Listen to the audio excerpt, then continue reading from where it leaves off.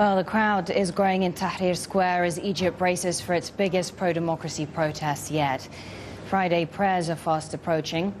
After that, millions of Egyptians are expected to take to the streets, organisers calling for 20 million to march after President Mubarak broke his silence.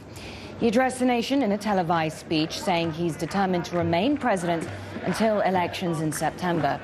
Tens of thousands of demonstrators gathered in central Cairo anticipating Mubarak's resignation, but he agreed only to delegate some of his powers to the Vice President Omar Suleiman.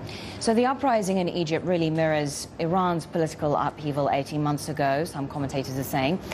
Iranians took to the streets against President Mahmoud Ahmadinejad following disputed presidential elections a few years back. Now, that swell of anti-government sentiment was quashed violently by security forces.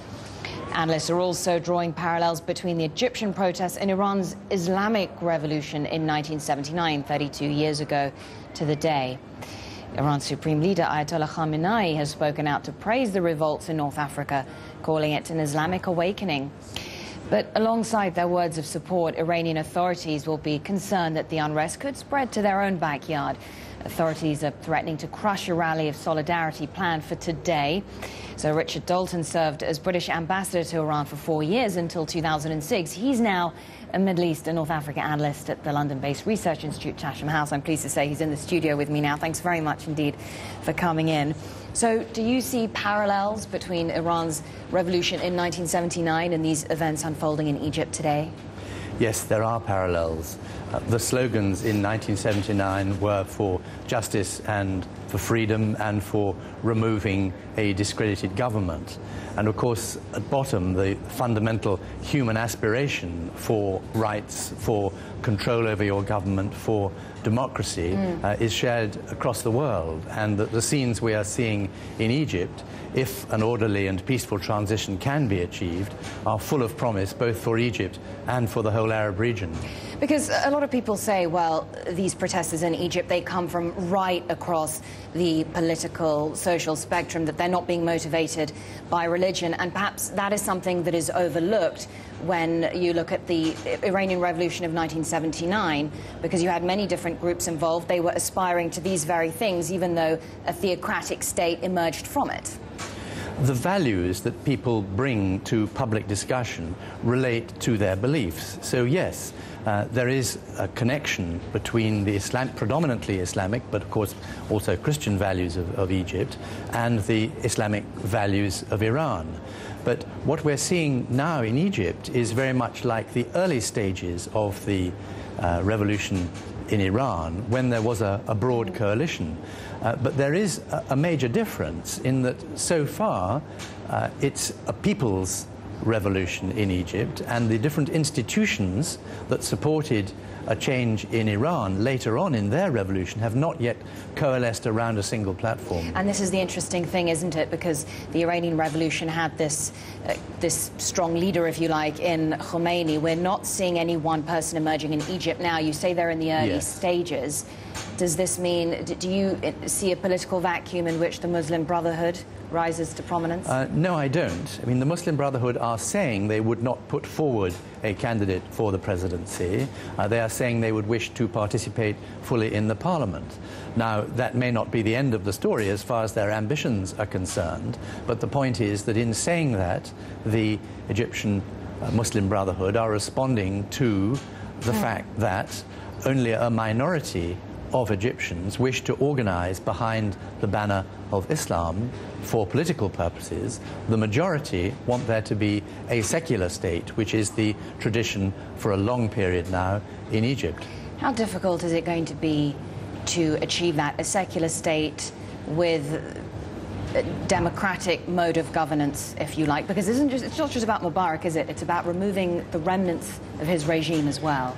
Well, it is that, but it's also about creating a culture of democracy. And whereas I believe the Egyptians, as other peoples in the region, are fully ready to develop that culture of democracy, building up the organizations and the traditions does take a lot of effort. And time. And it can take time, although we saw in Eastern Europe how quick that it can be, and we've also seen in Latin America how where there is a tradition of political consultation which has been suppressed by a military government, that it can come back to the fore very quickly. So the role of the military, we've been saying all along, is absolutely key in all of this. They could aid the process that you're talking about of democratic evolution, or they could sap it.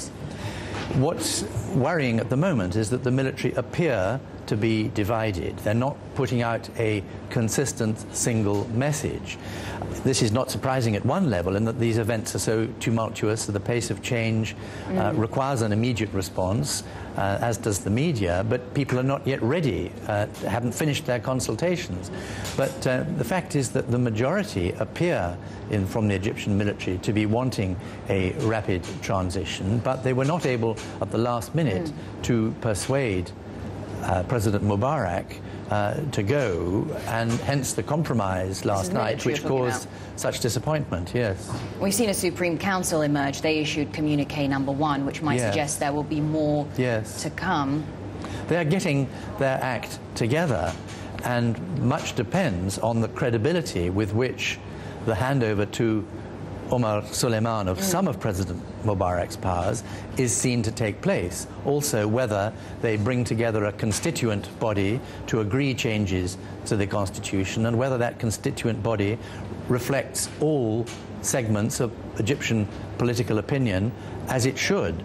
Also, whether Omar Suleiman is able to withdraw the emergency powers, which is such a... But the protesters won't accept him.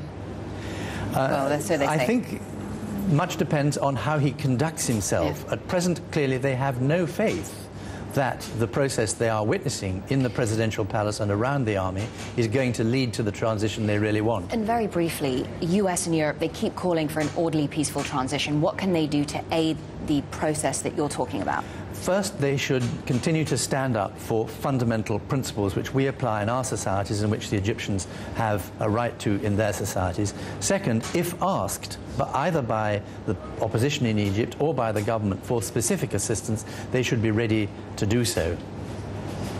Richard Dalton, Associate Fellow, Chatham House, great to talk to you. Thank you so much for coming in.